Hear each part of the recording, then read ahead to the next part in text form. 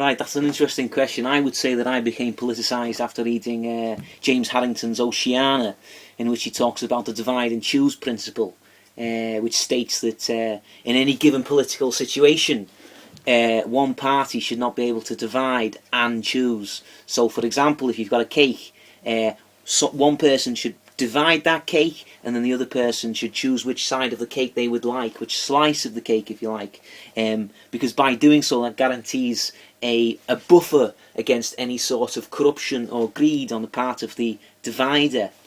And it got me thinking about British society and British politics today, because we are dominated by a southern agenda. We are dominated by namby-pamby Etonians in government. Even if they didn't go to Eton, they are essentially namby-pamby Etonians. And they have systematically destroyed the reputation of the North over the past, let's say, 200 to 300 years post-industrial revolution.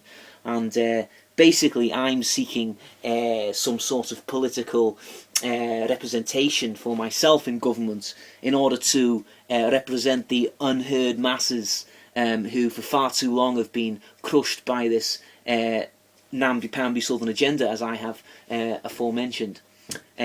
What they do, these people, is they present this image of Britain to the world as one of, cravat-wearing pricks, when in fact, we're not cravat-wearing prick. Well, I've got a cravat of sorts on my head right now, but that doesn't mean I'm a cravat-wearing prick. And, don't even go there.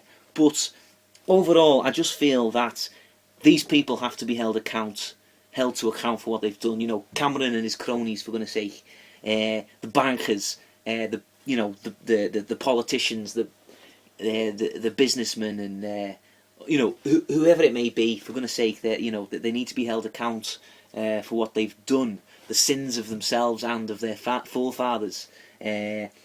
I, for one, think they should be put on trial and then essentially put down, because the death penalty does serve a good purpose in society. It has a functional role. I feel it instills fear, which then drives people away from doing selfish things in political office.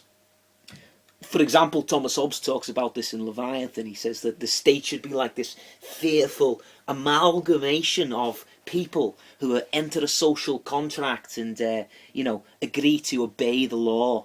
And when they don't do so, they announce themselves outside of the law and therefore can be treated as such. So execution, any kind of moral framework, crumbles for them outside the city gates, and we can do with them as we please, which I am positing should be a bullet through the brain, and maybe dragged through the streets of London or something, and re-establishing the capital of Britain in Manchester, for example, or Newcastle or Liverpool.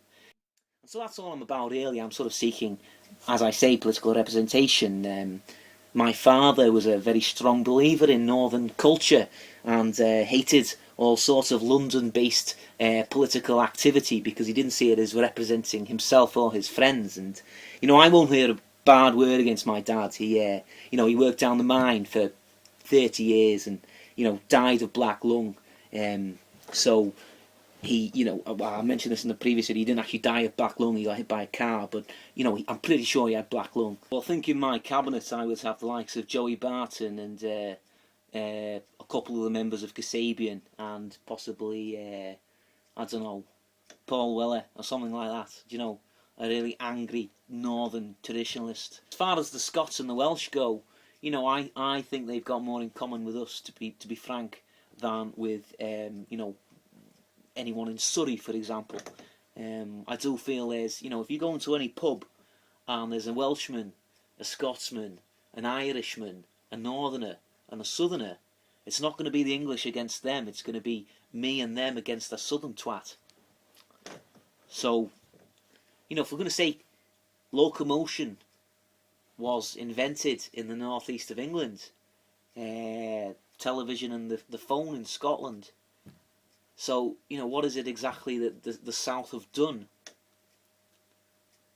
I can't think of anything. So this is a message for David Cameron. I want you to know, you and your cronies, I'm after you. Alright, watch out.